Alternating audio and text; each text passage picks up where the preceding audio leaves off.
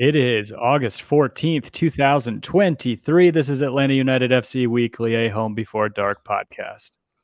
Oh, you got that ginger lime, that polar like mule. Yeah. It's good, man. We had that stuff at your bachelor party. It's good. It's good stuff. Yeah, it's good. Thank you guys for tuning in on this lovely Monday evening here in Atlanta or in the greater Atlanta area, wherever you guys are watching or listening to us. I am Tim Herb. As always, I'm joined by my lovely co-host, Mr. Kevin Bradley, over there on the other side of the screen from me. It's good to be back. Dan unfortunately couldn't join us tonight due to I don't even remember, but I miss you, Dan. I wish you would join. I wish you would hop in. We got Josh Pagransky, Josh P in the trap. We got Richard Gordon, the faithful, coming in. Like it's coming in hot. Coming in hot like we never left. It's been Yeah, I feel like it's been we should have put that in the intro. But I think we would have got like what is it, the DMC stuff? It's not going to be demonetized because that's not at all. Business as usual here. Yeah, I don't think we meet the threshold for monetization on YouTube, so all good there. We got Jay Henneball and Brittany S in the trap. Yeah, Brittany S saying we signed some people. We did, and I feel like that's about all we have to talk about outside of. Am I boring you, Kevin? No, the recent run of form by Atlanta United has been boring, but that's fair. There's some bright spots though, and hopefully we'll see it pan out into something. But man, gotta applaud Miami for just selling out for goals, man. Just racking. Dude, no kidding. Yeah, why not? Why not? You know, they're absolutely crushing it. I mean, that's the excited soccer that everybody in Atlanta faithful was wanting to see, right? Just even though they're having to go to PKs 4-4 and 6-6 matches, they're coming out winning more times than they're losing, I guess. Yeah, I guess so. Landon Schultz in the trap saying, and Messi is great. Who knew? You know what? Like, I feel like myself included, and maybe I'm just projecting onto other people. I think people really did forget that although he's 35 years old, maybe 36 now. I know he's born in 87 like me. Is like, I don't know. Like, he's still in his prime. And I think he struggled a little bit with PSG. And I don't know if that was just settling in or whatever, but it took him a while, I felt like, to get going. But what does he have? 8 goals in 5 games? Yeah. In Leagues Cup. And making it look really easy in the process. Yeah, it's kind of stupid, right? Like, it's really stupid. And the fact that like he's turning like Robert Taylor. You know, I went on Fan TV a couple weeks ago. I think it was after the match against Atlanta United, and it was just like, it's just another Lewis Morgan, another left wing on Miami that just kills us. And I don't know. He's making everybody around him better. Everybody's freaking out that he's given Joseph the penalty kicks too. What do you mean? But no, just freaking out, like how humble and like how good of a teammate he is by letting Joseph take the PKs and all that stuff. But I mean, it's been fun to watch. I don't know. I wonder if they're going to come crashing down to earth at any point. Seems kind of hard to tell. Man. It seems like MLS is their ladder to climb. It's just funny. The memes have been great. Just, are you above the age of 35 and used to play for Barcelona? Come on in. Yeah, exactly. Because is Luis Suarez next? That's I saw something because I think he's a free agent now, or he's in. He is early or something like that. And I guess somebody asked him about it. He's like, no, nobody's called me. I'm not looking to make that move. But yeah, of course, there's been the questions about whether or not he's going to do it or not. I saw a big rumor that somebody in MLS was going to try to really go for an Mbappe deal. I don't know if it was one of those. Yeah, I think that was all shithousery, man. It's ridiculous. No, did you not see that? There were actually, are you just making that up? Because there actually were reports that like MLS... I definitely saw it and laughed hysterically at the notion that somebody was going to possibly manage to swing that with him in his prime, Yeah. It's I don't think that's happening. And Not a chance. That's been a real saga, that whole Mbappe and PSG thing, and then they finally, I think, came to terms, and he's yeah, I think he's staying there for at least another year. But dude, Yeah, it's I would assume so. silly season's been ridiculous. As a Liverpool fan, it's been really hard. I don't know if you've kept up or seen any of the reports. But, so I don't know. Liverpool really need a number 6. They like more than Atlanta United does, and we came to an agreement with Brighton, highest transfer fee ever for a player in the EPL, and then he didn't want to play for us. He wanted to play for Chelsea, so Chelsea ended up buying him. And then we had another guy, Romeo Lavia. That was Moises Caicedo, who apparently was linked with Atlanta United a few years ago. Go figure. And then this guy, Romeo Lavia, this 19-year-old center defense mid from Belgium who plays for Southampton, was reportedly going to come to Liverpool too, and he's going to Chelsea too. Somehow Todd Bowley, like, I don't understand it. They've spent something like £1 billion in the past year, but somehow aren't like in financial fair play, in like danger of breaching. I don't understand how all that's working, because it's ridiculous. Anyway, we had our own like silly season, like last day of the window for Atlanta United. Was it all 3 happened in the last day? Yeah. Just to go through it, I think Jamal Tiari was the first. I hope I'm pronouncing that right. And then Xande Silva. And then I feel like our marquee signing, our DP, Saba Lobjanidze. I don't know. Saba? Not trying. I think he was the last one to officially get signed. But yeah, it's like injecting new life into the team. And we really haven't talked. We haven't broadcasted since the Leagues Cup exit. Yeah. And I think the big positive from that game was just how good Tristan Mumba looked.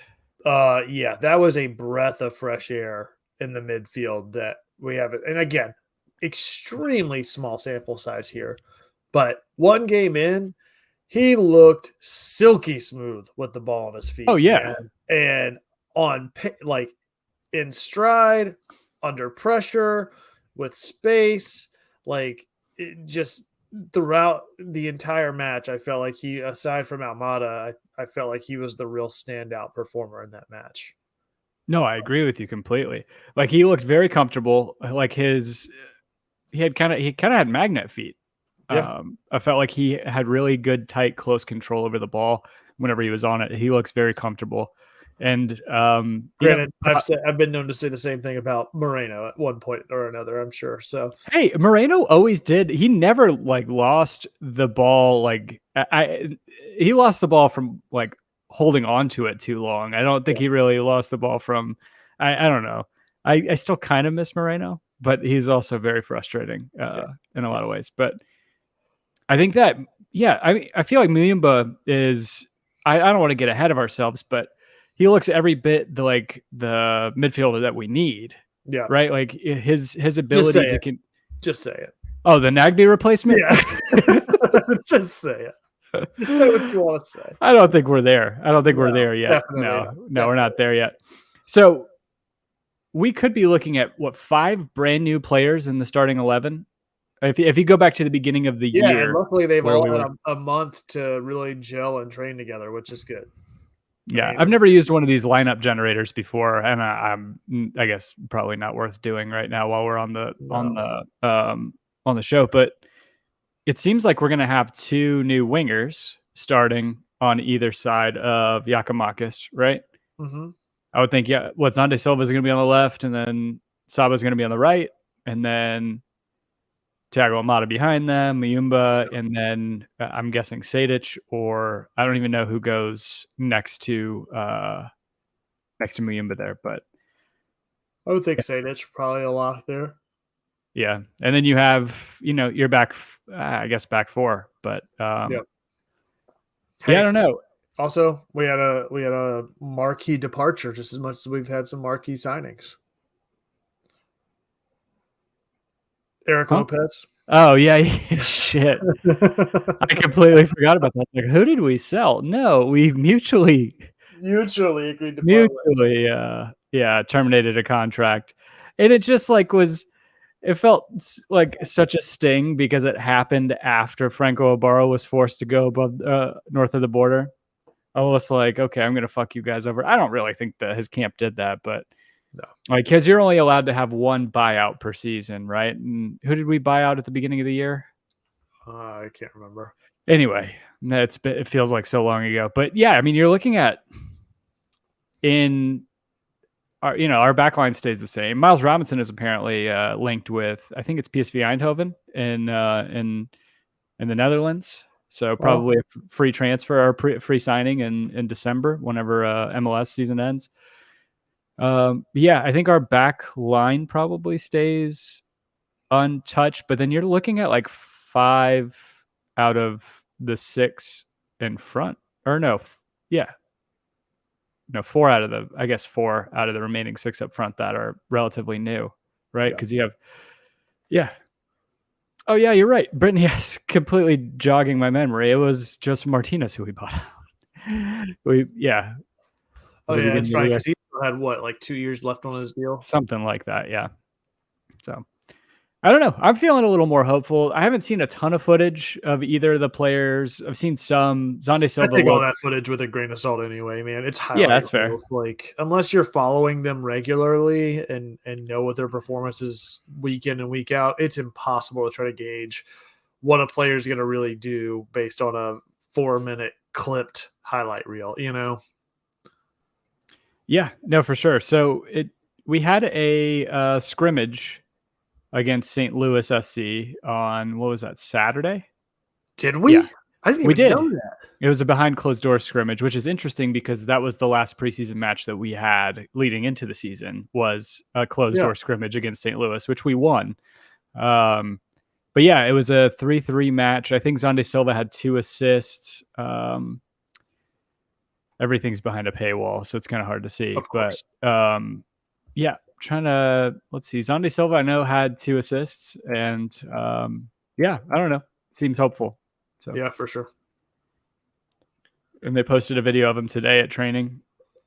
So yeah, it's been weird just having to follow the Messi highlight trail basically over the past couple weeks, because I've not really. I know that you've watched more of Leagues Cup than I have. Oh, dude, the Nashville match was insane because I turned it on. Like I think I was on Twitter. I wasn't paying attention. I don't know what I was doing, but I went onto Twitter and they're like, X. "Oh, X." I'm sorry. I went to X and I saw that. Dude, all those Degeneration X memes, that reels that pop up on Instagram are just the best. No, so somebody had posted a video of Dax McCarty scoring in like the 98th minute with 5 minutes of stoppage time, but to tie it and send it to penalties. And then I ended up watching, I turned on the penalties. It was like 4-4. And then Club America scores. And then Mar misses his or gets it saved. And I was like, okay, whatever. Club America came back. They won the match or whatever. I turned it off. Fireworks go off in my neighborhood, which I thought was hilarious. And then lo and behold, I completely missed all the pandemonium that happened afterwards, where the goalkeeper was off his line and then Nashville got to retake and then Club America missed and Nashville hit. Whatever. They're in the semifinals now, right? Where are we at? We have Nashville and Philly and then Miami and Monterey. I couldn't remember. I knew it was with an M. I couldn't remember. Yeah. Yeah. So Philadelphia plays Miami and then Monterey plays Nashville. And dude, I think I'm very heartened. And you and I talked about this at dinner the other night about just the success of MLS in this tournament. Yeah. And it's like I said, it makes a huge difference. We talk about it almost every year, it seems like, about how imbalanced CONCACAF is, because you've got one set of participants that are in mid-season form and another that aren't even in preseason form really at that point in time, and you're assuming that you're going to get the best result out of that mix, and it's just impossible versus something like this where both leagues are sort of head to head at well, I guess it's kind of flipped in this sense, right? Because I don't know where I think they're 4 matches into the season right now. Yeah. Hold on. But I'm yeah, looking I at mean, it's the similar table right thing now. though. Yeah, they're It's 3 like matches in. Yeah. yeah, so similar thing, right? Like you see how much of a difference it makes for an entire league to be mid-season form versus another that's literally just getting started in their season, Yeah. and then of course the results are you've got 3 of the top 4 out of the team that's had longer to prepare for it. Yeah, 100%. It has to travel less. Yeah. Yeah. No, that's true too. So yeah, Philly's playing. They're playing up in Philly. It's sold out in 8 minutes. The match against Messi, and then Monterey is playing at Nashville at Chiodos Park. So Chiodos Park. They open up with like I don't even remember what the fucking Chiodos songs were. Oh, maybe you wouldn't last a minute on the creek. Yeah. So every time, at the beginning of the match, they play that. No, instead they play some sort of Judah and the Lion song. Um, yeah. So it's been fun. It's been kind of like pandemonium, but it's I don't know. I'm looking forward to it happening every year because I Yeah. think it's a good exercise. Yeah, well, like I said, it's interesting to contrast it with the CONCACAF thing at the beginning. It's like you open up this season with that, middle of the season you've got Leagues Cup, and then Yeah. it's a good Yeah. rotation. And I almost wonder if like CONCACAF takes a look at the success that MLS is having and the lack of success that they've had, or the success they've had in spite of the schedule. I guess in the case of like what Seattle won Yeah, or CONCACAF Champions League. I wonder if CONCACAF looks at that and they're like, maybe we can get a more competitive competition if we kind of push it a little bit further in yeah, terms of start times and or start whatever the first matches, and get like a more compelling product on the field as opposed to kind of what happens now. But yeah. again, kind of shocked, but also heartened by the fact that I think Monterey. It's going to be Monterey versus Miami. I think in the final, and I think that's going to be a huge, huge, huge game. Is it so there's no qualifying for Leagues Cup, right? No, I think everybody was in it, right? Right. So that's the other thing too, is you've got a much bigger sample size in that versus Champions League too. Yeah. Oh, for sure. Yeah. And it kind of adds more parity to it too, right? Because you're talking about, I mean, the group stages aren't necessarily even like, our traditional group stages. It's three teams and 2 advance. So like there's a lot more chance for parity. Obviously like we we drew the shit end of the stick getting Messi that early. I don't think it mattered when we got him, honestly, the way Atlanta's been playing. Yeah, no, that's fair. Like, it's just, would it have mattered if we played him now? Well, I mean, it's not like the team's really gelling, and we've got these new players and stuff like that, but that doesn't excuse the fact that that Miami game isn't what got Atlanta booted out of contention. Like, Atlanta still had a chance to move on and advance aside from the result against Miami, and they still couldn't do it. So yeah, no, that's fair. That's fair. Yeah, not beating Cruz Azul is kind of tough. Yeah, but I don't know. That's what I mean. It's you're literally playing the worst team in their league, and you can't put that away just to give yourself a shot at it. Like, it's got nothing to do with Messi. I mean, to be fair, I have thrown that around too, that they're the worst team in Liga MX and that they're like winless, but it's only 3 matches in. No, you're right. It could be Seattle type situation. So speaking of which, we're still a little less than a week away. We have a Sunday match coming up this Sunday, where we travel to Lumen Field up in it used to be CenturyLink, right? Anyway. I thought I saw something on my calendar about a game on Monday.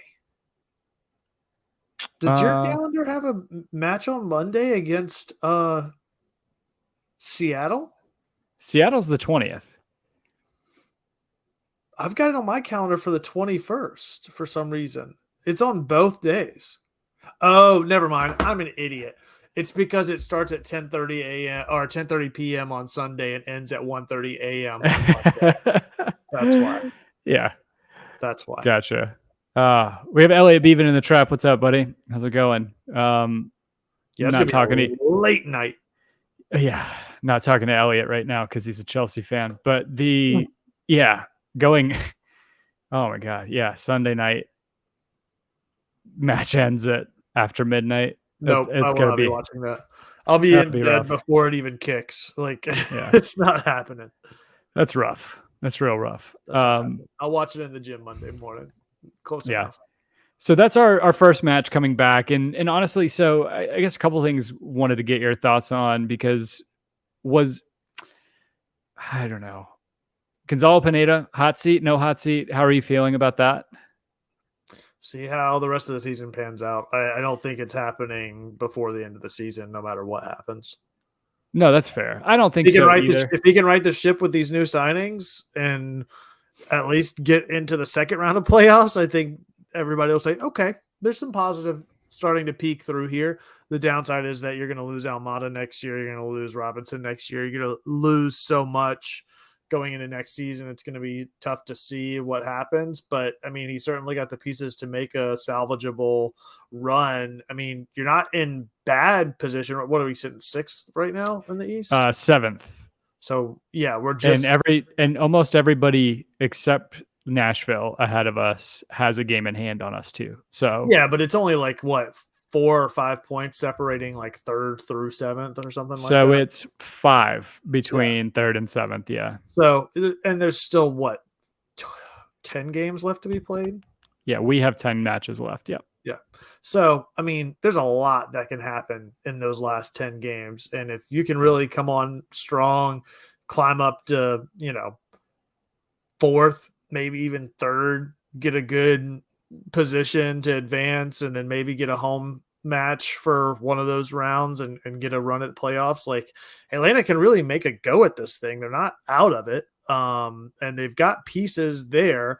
A month off. Hopefully Giakoumakis is healthy. I mean, he's been struggling of late. I mean, pretty much all season, to be honest. I don't think that he's on the hot seat right now. Should he go 1-9 or 2-5-3? I could see him certainly being on the hot seat. But yeah, I had to do the math there. Yeah. That's why I had to take on the last number to make sure I had the math right. Because you could really be looking at 2 0 to hero type situations with him and Bocanegra. Because I don't know how much input Pineda has when it comes to transfers, but everybody's calling for Bocanegra's head. We needed signings. We left it really late, and a lot of people I think were justifiably mad. Like, you said we would have 2 to 3 signings. You said we would have 2 to 3 signings, and finally they all kind of waterfalled at the end. And if they do pan out, he could be looking more like a genius, and we could be sitting here looking and wondering how much of that was Darren Eales versus Bocanegra before Eales went to Newcastle. So I tend to like to give the benefit of the doubt unless it's in the moment. In the moment, I'm not very forgiving because after that Miami match, I really felt like burn it down. Yeah.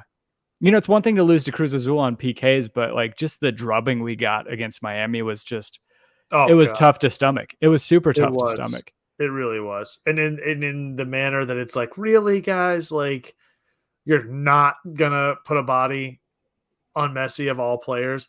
Oh yeah, Sosa watched him. Sosa just bum rushing in there to try to make a play with a shoulder, and then just completely just let him walk away. Like, just that I made my stance. I made my impact known. I'm not really actually here playing the ball or playing, for any other reason but to make a statement against you as an individual, and just let him walk back around to back post, completely unchecked, unfazed. Like, yeah. Ugh.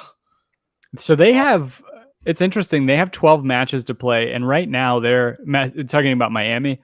They're 12 points off the play-in, I guess. So it might be tough for them. You think they make it? Yeah, I do. I think they go undefeated and destroy everybody so long as everybody stays healthy. Yeah, and I think they win MLS Cup. Like, dude, I think the biggest thing that's going to be their downfall is, like I said, they've sold out to score goals. They've got shit for defense, man. The amount of goals that they're conceding, like, yeah, they're winning games, but they are conceding a shit ton of goals on the path to get there. And they're lucky that they're getting PKs as a means to an end in League's Cup to continue advancing. I think, what, 3 of their wins have come as a result of PKs? 2? Let's see. They beat who did they beat? They beat Dallas in penalties. I think it might have just been Dallas. What? They beat Orlando 3-1, beat Dallas 4-4, and then Charlotte was 4-0. They beat Charlotte. Why did I think that they were drawing? Why did I think they were drawing much higher than? I don't know, but they did give up those 4 goals against Dallas, and they were very close to getting eliminated. Excuse me for being an idiot, everybody. I thought for sure that they were conceding more goals than they are. I mean, they're probably bound to, and I think there is probably a recipe out there, and I think we're going to see it from Philadelphia. Why was I thinking that? Who was I thinking has just been drawing like crazy lately? I don't know. Yeah, I don't know, but I think that, if you put a ton of pressure on Sergio Busquets in the middle, I think that kind of stamps out a lot of the distribution that they're seeing, at least the start of a lot of it. Obviously, you're going to have to stop the guys up front, but I think there is a recipe. I think and I think part of it was watching us get destroyed by ball watching and by star watching. Yeah. And I think that's, if you don't have stars in your eyes whenever you're playing against them and you're putting pressure on them, I think you're probably, a little better. Or it's going to pan out a little better for you. I forget if it was the guy from Dallas. Was it the defender from Dallas or from Orlando? I forget which. I can't remember who the player was. Which just validates the whole point of his stance to the media. But the media was asking him about, what his preparation was like going into the match against Miami. And he's like, what, same thing as it always is. And then they're like, well, what do you think about playing it with Messi and yada, yada, yada. And he's like, look, let's be honest. The only reason why you guys are interviewing me right now is because he's playing in this match. Like,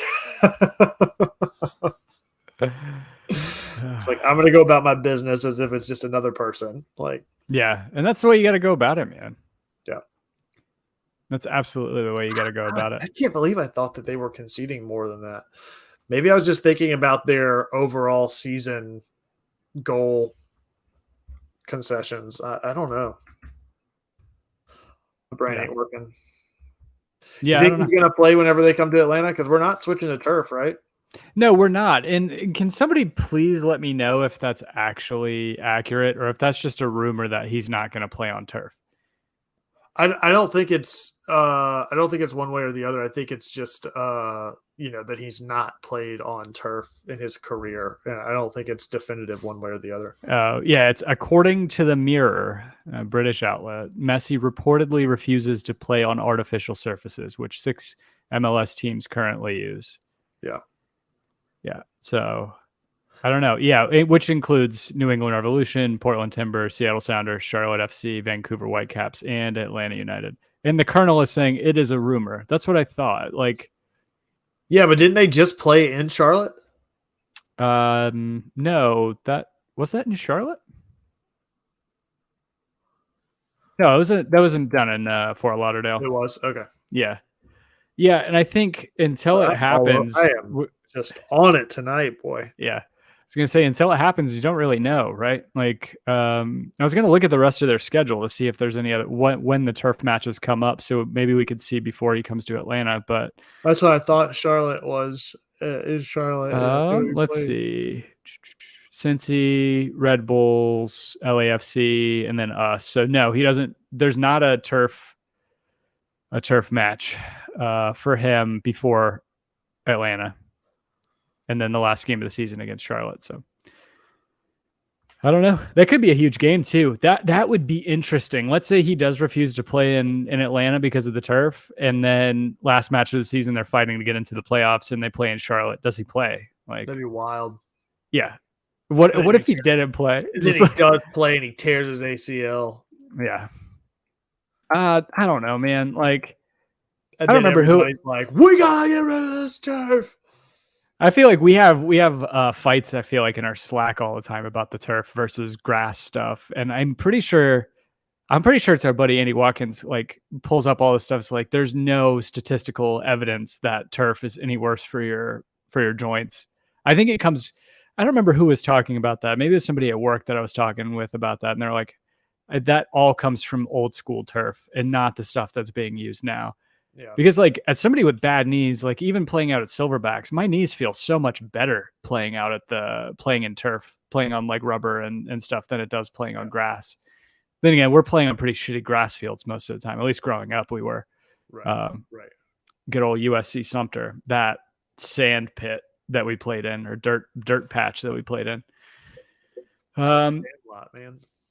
Yeah, it was. It was. Rest of the season for Atlanta United, what do we got? We have Seattle on Sunday, and then we have there's no Dan load tonight, so I don't know what we're gonna do instead of that. Here we go. All right, so we have Seattle on Sunday, following Saturday at home against Nashville, and then at home against Cincinnati. Ugh. This is a rough stretch. We might not make the cut. Dude, we have Seattle away, which I tend to just think we're never going to win that away. I don't know if historically we have. I think we've only really drawn them. Or did we beat them last year at home? Was that like one of the last? Anyway, we have Seattle, we have Nashville, we have Cincinnati, we have Dallas, in Dallas. Granted, it's September, so maybe it's a little cooler outside. We have Miami at home. And then we go into playing DC, and I don't even know where Montreal is in the standings, but we finish out the year. Fuck me. This schedule is so rough. Like, those two matches are like the reprieve, the matches against DC and Montreal, because then we end the season with at Philadelphia, at home against Columbus, and then at Cincinnati. Yeah.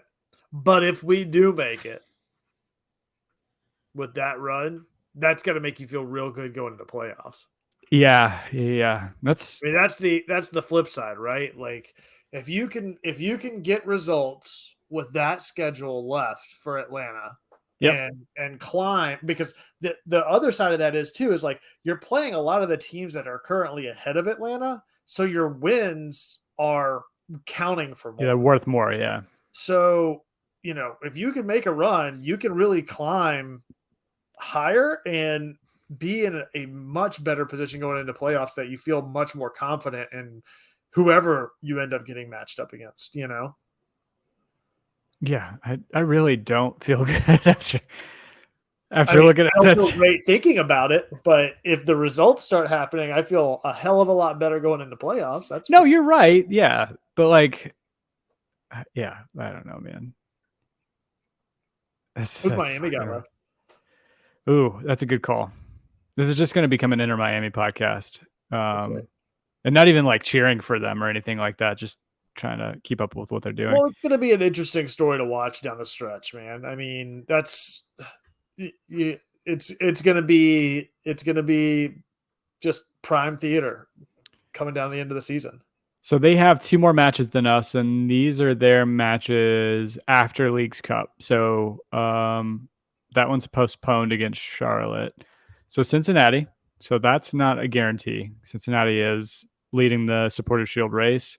New York Red Bulls away. Both Cincinnati and New York are away. Nashville at home. It's another tough game. I don't know that Red Bulls match is that tough, but LAFC away. It's a tough match. That'll be a huge spectacle. That'll be a huge spectacle, yeah.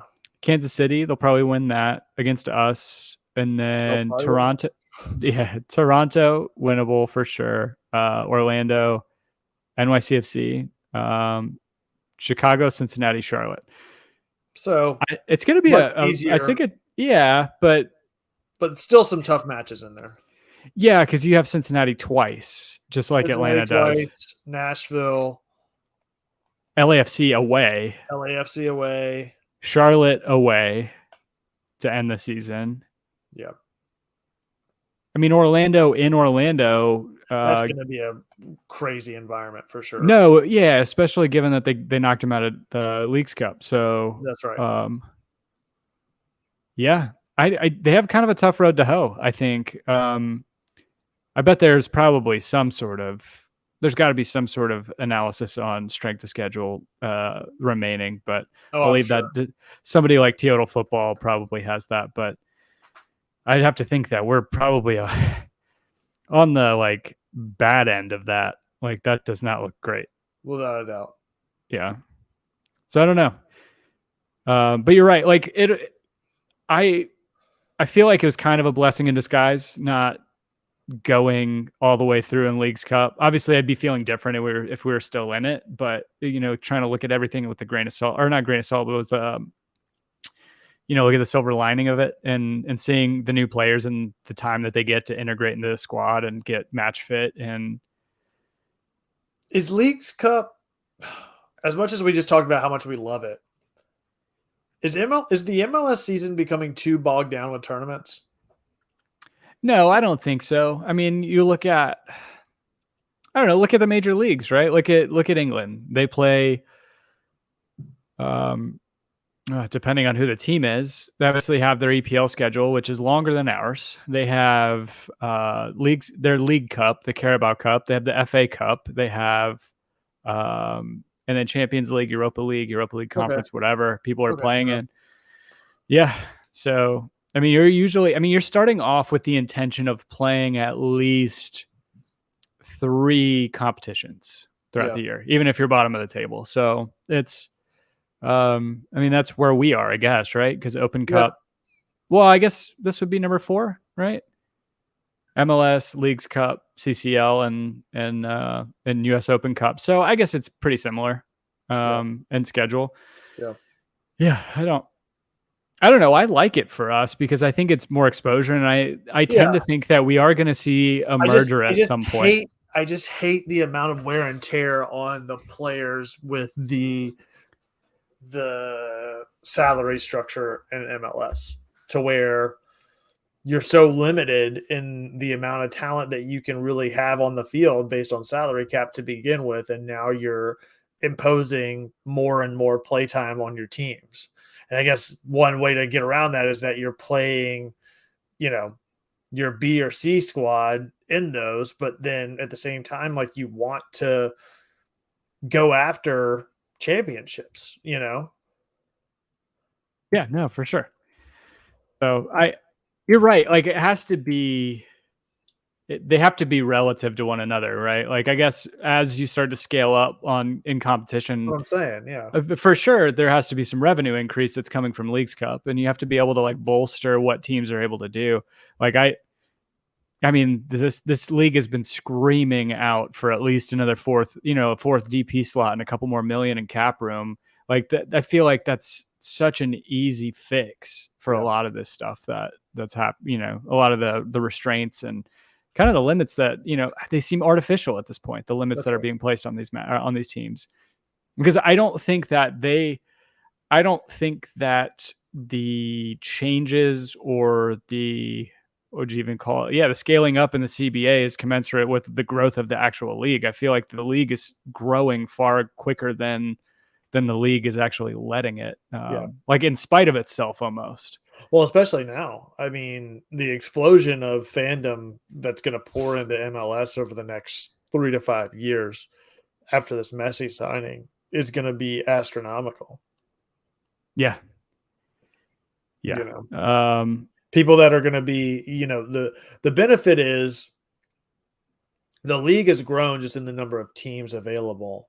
And while, yes, there's going to be a ton of new Inter Miami fans, there's going to be a ton of people that are going to go support their local MLS team just to go have the chance to see. I mean, look at what's happened just in Miami. I mean, it's going to happen in other cities around the league as Miami comes to play in those cities, that the who's who in town is going to be going out and buying into this culture of their MLS club supporters.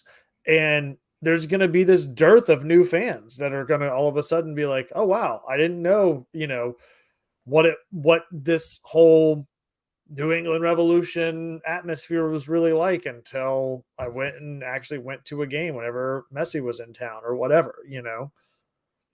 No, 100%. And I think one of the things that really sucks, and I think we talked about it maybe the last time, was just the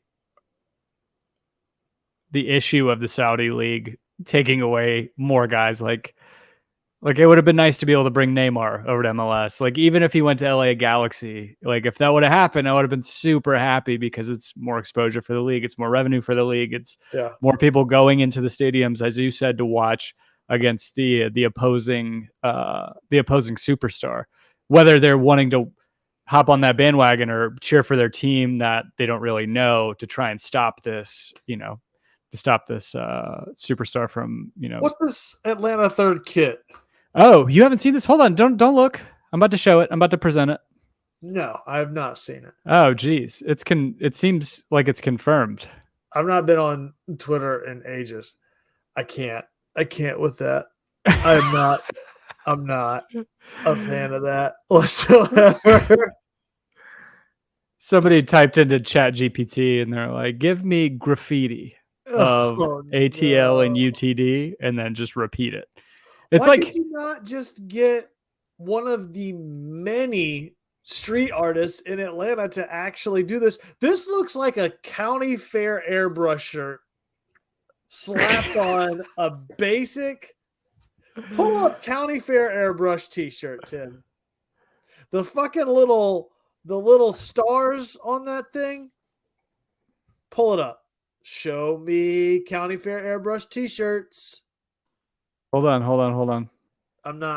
For those of you that are listening to us, we are at minute, what is this, like 41? Yeah, 41 is where it would have started on YouTube if you wanted to like do some sort of sync up.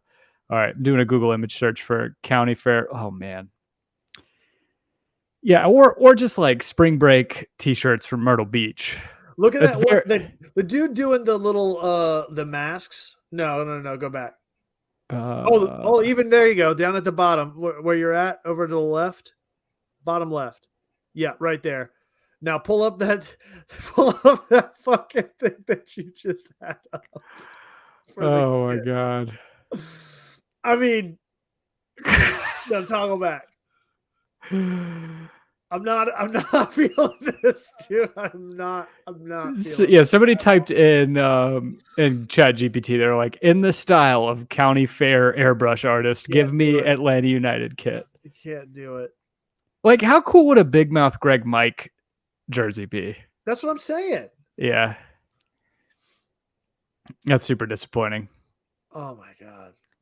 There's so many better options. I'm sorry, the Colonel. That can't be real. Yeah. No, it's real. I think it's confirmed by Doug and somebody else. That's worse. That's worse than wavy bacon. I'm sorry, Colonel. I want you to wear it. I want you to love it. I want you to live your life. Yeah, Rob Usry, I think, puts it very well on Twitter. He said, "I try to be as fair and honest as possible with this kit release, or with these kit releases, but I'm just not seeing it here. It's a good idea, but poor execution." Yeah. So to go back to like the money impact, Manuel joining us in the Trap said he said big time in terms of like the impact of players. He said he's subscribed to Apple TV just to see the matches now. So yeah, there's like a lasting impact. I'll be interested to see if the Saudi league collapses and that pipeline starts to kind of come back. I mean, we're paying for. I need to see it again. I can't believe this is real. Yeah. I'm so glad I've not been online. I've been mad online for the past like week. So transfer shit. It's so bad, man. So the U? Yeah. The U looks like is it Ulu knife? It looks like a delta sign from like a fraternity or something. Nah, dude, it's an ulu knife.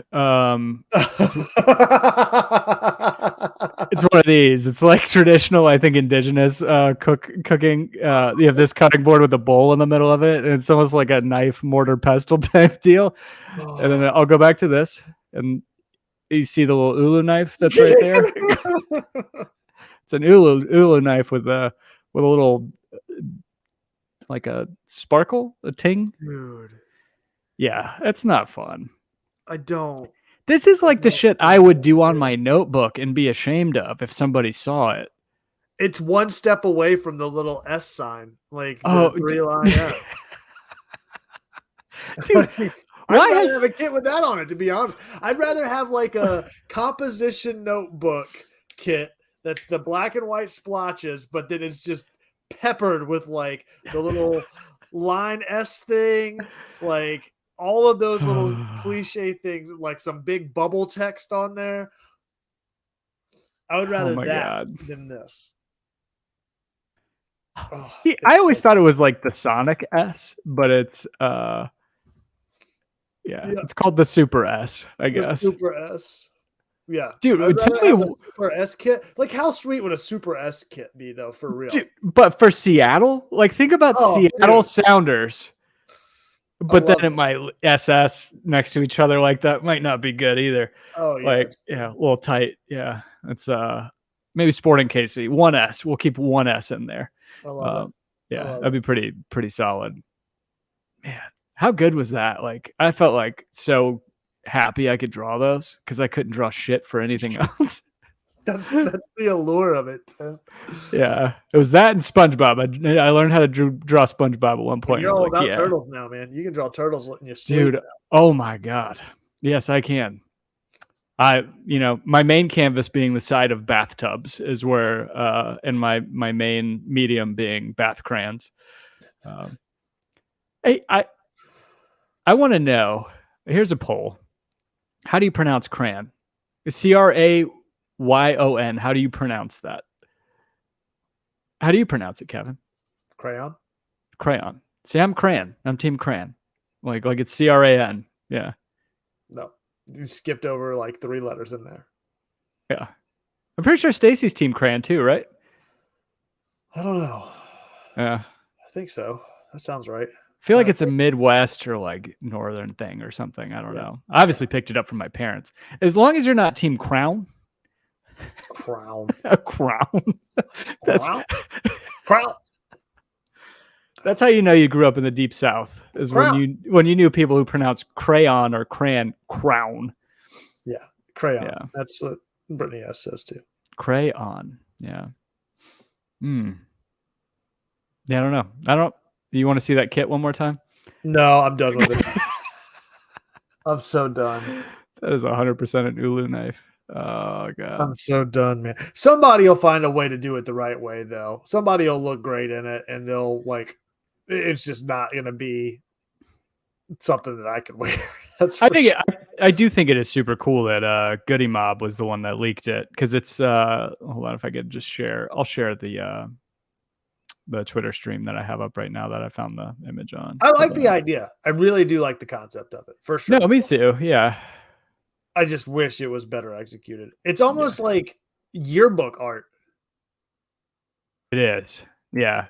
I'm telling you, it's inside of or on the it's for the people who used brown grocery bags to wrap their textbooks in high school. It's what you drew on that. Yeah. Yeah. Click on that picture that Rob Oosery posted. Because it looks a little bit better not zoomed in. No, the other one. I was going to say, this is the same picture. This one? Yeah.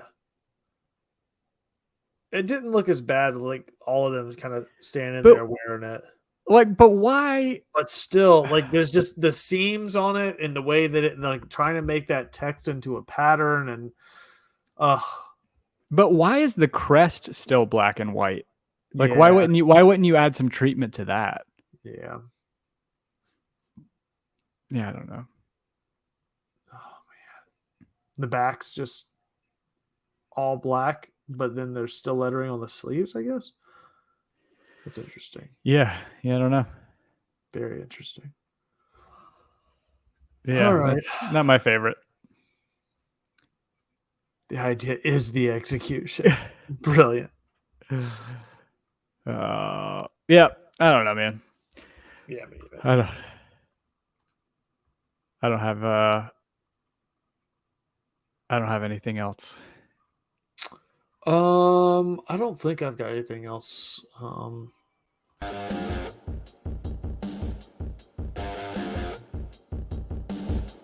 Just have to. Yeah, I mean, it'll just be outro music tonight. Yeah, nothing left for tonight.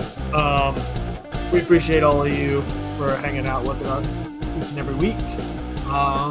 We're officially back into the swing of things now that we've got a game coming up this weekend and more to follow, going down the home stretch of the season with 10 games left, and hopefully Atlanta finds a way to sneak into the playoffs and wins the damn thing. You can follow along with us each and every week. You can find us on X at Home Before Dark. That's before spelled being the number 4. You can find us. Where else can they find you, Tim? On OnlyFans at Tim Herb. Yeah. Yep. Same here. No, on Instagram, you can find me. You can actually find me on OnlyFans at Tim Herb.